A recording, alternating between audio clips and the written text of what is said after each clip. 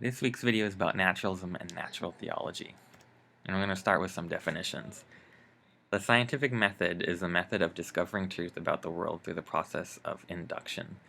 And everybody's probably heard of the steps for the scientific method, but they're observation, hypothesis, experiment, interpretation, and conclusion. Metaphysical naturalism states that the real world is all that exists. Only things that can be empirically verified, which is through the senses, are real, and it denies any existence of the supernatural. It's the strongest form of atheism. Methodological naturalism is a methodology for conducting scientific inquiry that limits the explanations to the material process, and is woven into the naturalist definition of science. It forbids the experimenter from invoking non-naturalistic causes, and says if you want to be scientific, you have to infer natural causes.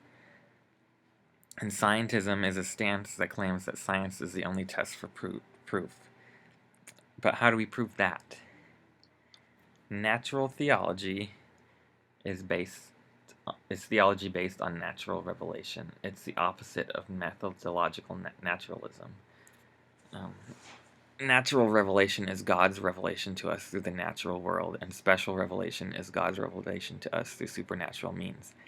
And here's a verse from Psalm 9 that pretty much explains natural revelation. The heavens are telling of the glory of God, and their expanse is declaring the work of his hands. Day to day pours forth speech, and night to night reveals knowledge. There is no speech, nor are there words. Their voice is not heard. That pretty much states that the world is declaring God to those who are looking for it. Intelligent design is a theory that states that the effects of conscious activity can be detected scientifically. So design can be empirically verified.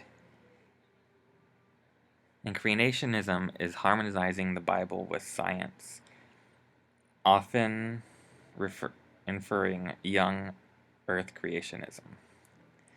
The difference is that creationism claims to know the identity of the designer, which is God, and intelligent design doesn't claim to know the identity. For example, aliens could have seeded life on the earth for whatever reason.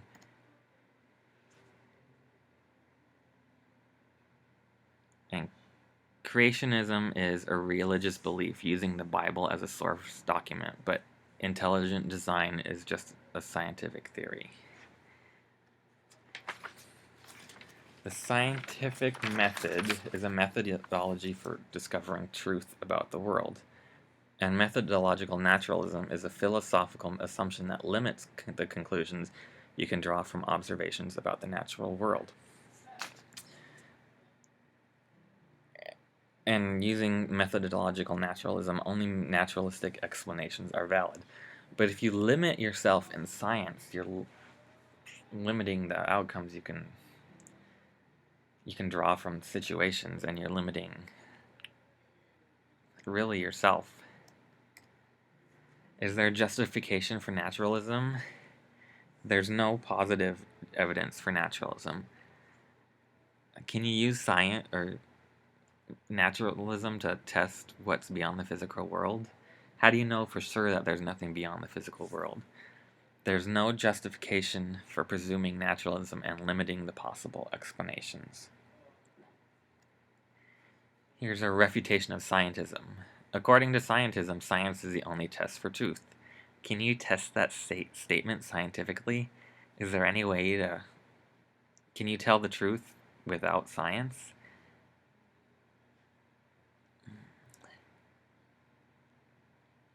And let's go back to the second statement. Can you test that scientifically? No. Therefore, the statement is false. Can we even trust ourselves? How do we know that our brains are reliable if we are the result of an undirected process such as evolution? Are our brains working properly? Can we trust our own thoughts? Here's the evolutionary argument against naturalism. There's a short excerpt on the slide, but I'm going to read some more. Naturalism requires evolution. Evolution uses mutation and natural selection to produce new biological features. Natural selection aims at survival value, not truth. Belief-forming mechanisms would have been produced by a process that aims at survival value, not truth. That's the big key thing here. The mechanisms produce values, produce habits that are aimed at survival, not necessarily truth. It's likely that the many false beliefs have survival value. If evolution and naturalism were both true, there would be no filter to weed out beliefs with survival value that happen to be false. So as long as they aid in feeding, fleeing, fighting, or reproducing, natural selection doesn't care. There's no way to test the reliability of our brains without using our brains.